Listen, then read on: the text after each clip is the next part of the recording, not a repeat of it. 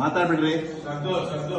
ಈಗ ನೀವು 3 ಶ್ರಾದ್ದವನ್ನು ಮಾಡಿದ್ರಿ, 3 ಕಡೆ ಪಿಂಡ ಹಾಕಿದ್ರಿ. ಈಗ ಫಲ್ಗುಣಿ ನದಿ, ವಿಷ್ಣುಪಾದ, ವಟವೃಕ್ಷ 3 ಶ್ರಾದ್ದವನ್ನು ಇಲ್ಲಿ ಮಾಡಿ ಆಯ್ತು. ಈಗ ನೀವು ಫಸ್ಟ್ ಮಾಡಿದ ಶ್ರಾದ್ದ ಫಲ್ಗುಣಿ ಶ್ರಾದ್ದ, ಫಲ್ಗುಣಿ ನದಿಗೋಸ್ಕರ ಮಾಡಿದ್ದು. ಆ ನದಿಯಲ್ಲಿ ನೀರಿಲ್ಲ, ಅದು ಅಂತರ್ವಾಹಿನಿ, ಅಡಿಯಲ್ಲಿ ಮಾತ್ರ ಹರಿತಾ ಇದೆ. ಈಗ ನೀರು ಸ್ವಲ್ಪ ಇದೆ, ಆದರೆ ಡ್ಯಾಮ್ ಕಟ್ಟಿದ ನೀರು, ಡ್ಯಾಮ್ ಮಾಡಿ ಸ್ವಲ್ಪ ನೀರು ಮಾಡಿ ಇಟ್ಟಿದ್ದಾರಷ್ಟೇ. ಆದರೆ ಗಯದಲ್ಲಿ ಒರಿಜಿನಲ್ ನೀರು, ಫಲ್ಗುಣಿ ನೀರು ಅಂತರ್ವಾಹಿನಿ, ಅಡಿಯಲ್ಲಿ ಮಾತ್ರ ಹರಿತಾ ಇರುತ್ತೆ. ಸ್ವಲ್ಪ ನೀವು ಮಣ್ಣು ತೆಗೆದ್ರೂ ನೀರು ಬರುತ್ತೆ, ಅದೇ ನೀರು ಒರಿಜಿನಲ್. ಅದಕ್ಕೋಸ್ಕರ ಗಯದಲ್ಲಿ ಸ್ನಾನ ವಿಶೇಷ ಇಲ್ಲ. ಎಲ್ಲ ಕಡೆ ನೀವು ನದಿಯಲ್ಲಿ ಸ್ನಾನ ಮಾಡೋದೇ ವಿಶೇಷ, ಗಯದಲ್ಲಿ ಸ್ನಾನ ವಿಶೇಷ ಇಲ್ಲ. ಗಯದಲ್ಲಿ ಪ್ರೋಕ್ಷಣೆ ಮಾಡೋದು ವಿಶೇಷ. ಅದಕ್ಕೋಸ್ಕರ ಫಸ್ಟಿಗೆ ನೀವು ನಾನು ಸಂಕಲ್ಪ ಮಾಡಿಸಿ ನಿಮಗೆ ಮಹಾಸಂಕಲ್ಪ ಮಾಡಿ ಪ್ರೋಕ್ಷಣೆ ಮಾಡಿಕೊಳ್ಳೋದು ಅಂತ ಹೇಳಿದೆ. ಅದೇ ಪ್ರೋಕ್ಷಣೆ ಮಾಡೋದೇ ಇಲ್ಲಿ ಗಯದಲ್ಲಿ ವಿಶೇಷ, ಸ್ನಾನ ವಿಶೇಷ ಇಲ್ಲ ಇಲ್ಲಿ ಗಯದಲ್ಲಿ. ಅದು ಆ ನದಿ ಸೀತಾ ಶಾಪದಿಂದಾಗಿ ನದಿ ಅಂತರ್ವಾಹಿನಿಯಾಗಿ ಹೋದದ್ದು. ಸೀತೆಯ ಶಾಪದಿಂದಾಗಿ ಅದು ಅಂತರ್ವಾಹಿನಿ. ಸೀತೆ ಯಾಕೆ ಶಾಪ ಕೊಟ್ರಂದ್ರೆ, ಹಿಂದಿನ ಕಾಲದಲ್ಲಿ ರಾಮದೇವರು ಶಾರ್ಧ ಮಾಡಲಿಕ್ಕೆ ಗಯಕ್ಕೆ ಬಂದಿದ್ರು ಸೀತಾದೇವಿ ಒಟ್ಟಿಗೆ. ಹಾಗಲ್ಲಾದ್ರೆ ಈಗಾದ್ರೆ ನಾವು ದುಡ್ಡು ಕೊಟ್ಟರೆ ಅಂಗಡಿಯಲ್ಲಿ ಬೇಗನೆ ಸಾಮಾನು ಕೊಟ್ಟು ಸಿಗುತ್ತೆ, ಸಾಮಾನು ತಗೊಂಡು ಕೂತ್ಕೊಂಡು ಶಾರ್ಧ ಮಾಡಬಹುದಿತ್ತು. ಆಗಿನ ಕಾಲದಲ್ಲಿ ಹಾಗಲ್ಲ, ಕಾಡಿಗೆ ಹೋಗ್ಬಿಟ್ಟು ಕಾಡಲ್ಲಿ ಸಾಮಾನೆಲ್ಲ ತಯಾರು ಮಾಡಿಕೊಂಡು ಬಂದು ಮತ್ತೆ ಶಾರ್ಧ ಮಾಡಬೇಕಿತ್ತು.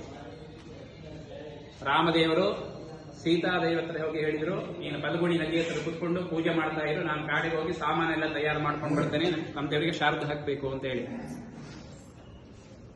ಸೀತಾದೇವಿ ನದಿ ಹತ್ರ ಕೂತ್ಕೊಂಡು ಪೂಜೆ ಮಾಡ್ತಾ ಇದ್ರು, ರಾಮದೇವರು ಕಾಡಿಗೆ ಹೋಗಿ ಸಾಮಾನು ತಯಾರು ಮಾಡಲಿಕ್ಕೆ ಹೊರಟರು. ಆ ಸಮಯದಲ್ಲಿ ರಾಮದೇವರ ತಂದೆ ದಶರಥನಿಗೆ ಹಸಿವು ಜಾಸ್ತಿಯಾಗಿ ಅವನ ಸೀತಾದೇವಿ ಹತ್ರ ಬಂದು ಕೇಳ್ತಾನೆ, ನನಗೆ ಹಸಿವು ಜಾಸ್ತಿ ಆಗಿದೆ, ನನಗೆ ಆಹಾರ ಕೊಡು ಅಂತ. ಸೀತಾದೇವಿ ಹೇಳ್ತಾರೆ, ರಾಮದೇವರು ಹೋಗಿದ್ದಾರೆ, ಸಾಮಾನೆಲ್ಲ ತಯಾರು ಮಾಡ್ಕೊಂಡು ಬರ್ತಾರೆ, ನಿಮಗೆ ಆಹಾರ ಕೊಡ್ತಾರೆ, ಪಿಂಡ ಕೊಡ್ತಾರೆ, ಆಹಾರ ಕೊಡ್ತಾರೆ ಅಂತ ಹೇಳಿ. ಹಾಗೆ ದಶರಥ ಹೇಳ್ತಾನೆ, ಅದು ನಂಗೆಲ್ಲ ಗೊತ್ತಿಲ್ಲ, ನನಗೆ ತುಂಬಾ ಹಸಿವಾಗಿದೆ, ನೀನೇ ನನಗೆ ಆಹಾರ ಕೊಟ್ಟು ಬಿಡು, ನೀನೇ ನನಗೆ ಪಿಂಡ ಮಾಡಿ ಕೊಟ್ಟು ಬಿಡು ಅಂತ ಹೇಳಿ. ಆಗ ಆ ಸಮಯದಲ್ಲಿ ಸೀತಾದೇವಿ ಆ ನದಿ ಹತ್ರ ಮರಳಿನ ಉಂಡೆಯಲ್ಲಿ ಮಣ್ಣು ಉಂಡೆ ಮಾಡಿ ಮಾಡಿ ಆಟ ಆಡ್ತಾ ಇದ್ಲು. ಆ ಮರಳಿನ ಉಂಡೆಯನ್ನೇ ಹಾಲು ಸೇರಿಸ್ಬಿಟ್ಟು ದಶರಥನಿಗೆ ಪಿಂಡ ಮಾಡಿ ಕೊಟ್ಟುಬಿಟ್ಲು. ಆ ಮರಳಿನ ಪಿಂಡದಿಂದಲೇ ದಶರಥನಿಗೆ ಮೋಕ್ಷ ಆಯಿತು. ಇಲ್ಲಿ ನಾವು ಗಯದಲ್ಲಿ ಹೇಗೆಂದ್ರೆ ಅನ್ನದಲ್ಲೇ ಮಾಡಬೇಕು, ಹಿಟ್ಟಲ್ಲೇ ಮಾಡಬೇಕು ಅಂತ ಕೊಡಲಿಲ್ಲ. ಪಿತೃಗಳಿಗೆ ಯಾವುದಾದ್ರೂ ಒಂದಲ್ಲೇ ಪಿಂಡಲ್ಲೇ ಕೊಟ್ಟರೆ ಸಾಕು, ಪಿತೃಗಳು ಅದನ್ನೇ ತಗೊಳ್ತಾರೆ. ವಾಪಸ್ ರಾಮದೇವರು ಬಂದು ಶ್ರಾದ್ದ ಮಾಡುವಾಗ ದಶರಥ ತಗೊಳ್ಳೋದಿಲ್ಲ. ರಾಮದೇವರು ದಶರಥ ತಗೊಳ್ಳೋದಿಲ್ಲ. ರಾಮದೇವರು ಸೀತಾದೇವಿ ಪಿಂಡ ಕೊಟ್ಟಾಯ್ತಲ್ಲ ಮೊದಲೇ, ದಶರಥನಿಗೆ ಮೋಕ್ಷ ಆಯಿತು. ರಾಮದೇವರ ಮನಸ್ಸಿಗೆ ಬೇಜಾರು ಬಿಟ್ಟು ಸೀತಾದೇವಿ ಹತ್ರ ಬಂದು ಕೇಳ್ತಾರೆ, ನಾನು ಶ್ರದ್ಧೆಯಿಂದ ಮಾಡುವಾಗ ಯಾಕೆ ದಶರಥ ತಗೊಳ್ತಾ ಇಲ್ಲ, ಯಾಕೆ ತಂದೆಯವರು ಬರ್ತಾ ಇಲ್ಲ, ಪಿಂಡ ತಗೊಳ್ತಾ ಇಲ್ಲ ಅಂತ. ಸೀತಾದೇವಿ ಹೇಳ್ತಾರೆ, ನಾನು ಪಿಂಡ ಕೊಟ್ಟಾಯಿತು, ದಶರಥನಿಗೆ ಮೋಕ್ಷ ಆಯಿತು ಅಂತ ಹೇಳ್ತಾರೆ. ಹೀಗೆ ಬಂದಿದ್ರು, ಕೇಳಿದೆ, ಕೊಟ್ಟಾಯ್ತು, ಅವರಿಗೆ ಮೋಕ್ಷ ಆಯಿತು ಅಂತ ಹೇಳಿ. ರಾಮದೇವರು ಕೇಳ್ತಾರೆ, ನೀನು ಹೇಗೆ ಕೊಟ್ಟಿ, ಎಲ್ಲಿಂದ ಸಾಮಾನು ಬಂತು, ಯಾರು ಕೊಟ್ಟಿದ್ದಾರೆ, ಯಾರು ನೋಡಿದ್ದಾರೆ ಅಂತ ಹೇಳಿ. ನಾವು ಏನ್ ಕೆಲಸ ಮಾಡಬೇಕಾದ್ರೂ ಅದಕ್ಕೊಂದು ಸಾಕ್ಷಿ ಬೇಕು. ಹಾಗನೇ ಸಾಕ್ಷಿ ಇದ್ರೇನೆ ಅದಕ್ಕೆ ಸಾಕ್ಷಿ ಸಂಪೂರ್ಣ ಆಯಿತು ಅಂತ, ಶಾರ್ಧ ಸಂಪೂರ್ಣ ಆಯಿತು ಅಂತ ಹೇಳಿ.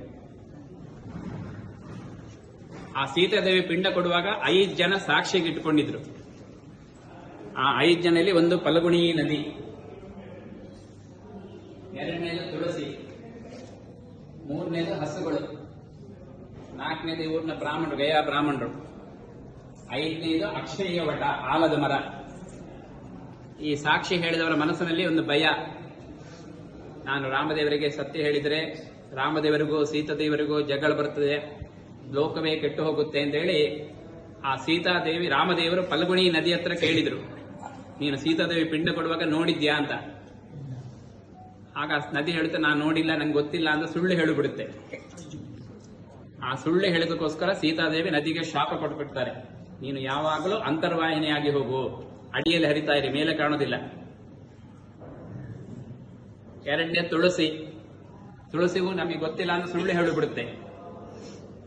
ತುಳಸಿಗೂ ಸೀತಾದೇವಿ ಶಾಪ ಕೊಟ್ಬಿಡ್ತಾರೆ, ಕಲಿಯುಗದಲ್ಲಿ ನಿನಗೆ ಯಾವ ಜಾಗವೂ ಸ್ಥಿರ ಇಲ್ಲದೆ ಹೋಗ್ಲಿ, ಅಂದ್ರೆ ತುಳಸಿಗೆ ಒಂದು ಜಾಗ ಅಂತ ಇಲ್ಲ, ಎಲ್ಲಿ ಬೇಕು ಅಲ್ಲಿ ತುಳಸಿ ಬೆಳೆಯುತ್ತೆ. ಒಳ್ಳೆ ಜಾಗದಲ್ಲೂ ತುಳಸಿ ಬೆಳೆಯುತ್ತೆ, ಕೆಟ್ಟ ಜಾಗದಲ್ಲೂ ತುಳಸಿ ಬೆಳೆಯುತ್ತೆ. ನಾವು ಕೈ ತೊಳಿತೀವಿ, ಅಲ್ಲಿ ಬೇಕಾದ್ರೆ ನೀವು ತುಳಸಿ ನೆಟ್ಟರು ಅಲ್ಲಿ ಬೆಳೆಯುತ್ತೆ. ತುಳಸಿಗೆ ಜಾಗ ಅಂತ ಇಲ್ಲ.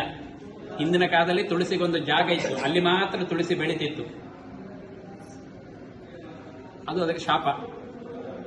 ಮೂರನೇದು ಹಸುಗಳು, ಆಕಳು. ಅದು ನಮ್ಗೆ ಗೊತ್ತಿಲ್ಲ ಅಂತ ಸುಳ್ಳು ಹೇಳುತ್ತೆ. ಆ ಆಕಳಿಗೂ ಶಾಪ ಕೊಡ್ತಾರೆ, ಕಲಿಯುಗದಲ್ಲಿ ನೀನು ಮಾತಾಡಲೇಬಾರದು ಅಂತ. ಹಿಂದಿನ ಕಾಲದಲ್ಲಿ ಹಸುಗಳು ನಮ್ಮ ಹಾಗೇನೆ ಮಾತಾಡ್ತಾ ಇತ್ತು, ಈಗ ಮಾತಾಡುದಿಲ್ಲ, ಬರೀ ಕತ್ತಲ್ಲಾಡಿಸುತ್ತೆ. ಗೊತ್ತಾಗುತ್ತೆ ಅದಕ್ಕೆಲ್ಲ. ನಾಲ್ಕನೇದು ಇಲ್ಲಿ ಬ್ರಾಹ್ಮಣರು, ಅವ್ರಿಗೂ ನಮಗೆ ಗೊತ್ತಿಲ್ಲ, ನಮ್ಗೆ ನೋಡಿಲ್ಲ ಅಂತ ಹೇಳಿ. ಯಾಕಂದ್ರೆ ಅವರಿಗೆ ಆಸೆ, ರಾಮದೇವರು ಶಾರದ ಮಾಡಿದ್ರೆ ನಮಗೆ ದಾನ ಧರ್ಮಗಳೆಲ್ಲ ಮಾಡ್ತಿದ್ರು, ಈ ಸೀತಾದೇವಿ ಪಿಂಡ ಕೊಟ್ಟು ನಮಗೆ ದಾನ ಧರ್ಮ ಏನು ಸಿಗ್ಲಿಲ್ಲ ಅಂತ ಹೇಳಿ ಆ ಆಸೆಯಲ್ಲಿ ಅವ್ರು ನಮ್ಗೆ ಗೊತ್ತಿಲ್ಲ ಅಂತ ಸುಳ್ಳು ಹೇಳಿಬಿಡ್ತಾರೆ. ಅವರಿಗೂ ಶಾಪ ಕೊಡ್ತಾರೆ. ಕಲಿಯುಗದಲ್ಲಿ ನೀವು ಯಾವಾಗಲೂ ಕೈ ನೀಡಿ ಕೇಳ್ತಾ ಇರಬೇಕು, ನಿಮಗೆ ಎಷ್ಟು ಕೊಟ್ಟರು ತೃಪ್ತಿ ಇಲ್ಲದೆ ಹೋಗ್ಲಿ ಅಂತೇಳಿ ಅವರಿಗೆ ಶಾಪ ಕೊಡ್ತಾರೆ. ಅದಕ್ಕೋಸ್ಕರ ಕಲಿಯುಗದಲ್ಲಿ ಅವ್ರು ಯಾವಾಗಲೂ ಕೈ ನೀಡಿ ಕೇಳ್ತಾರೆ. ಆ ಕೈ ನೀಡಿ ಕೇಳುದು ವಿಶೇಷಣೆ. ಯಾಕಂದ್ರೆ ಆ ಗಯಾ ಬ್ರಾಹ್ಮಣರ ಬಾಯಿಂದ ಬಂದ್ರನೇ ಪಿತೃಳಿಗೆ ಮೋಕ್ಷ. ನೀವು ಬಂದು ನಾವು ಮಾಡಿಸ್ಬೋದು, ಪವಿತ್ರ ಕೊಡ್ಬೋದು, ಎಲ್ಲ ಮಾಡಿಸ್ಬೋದು, ಆದ್ರೆ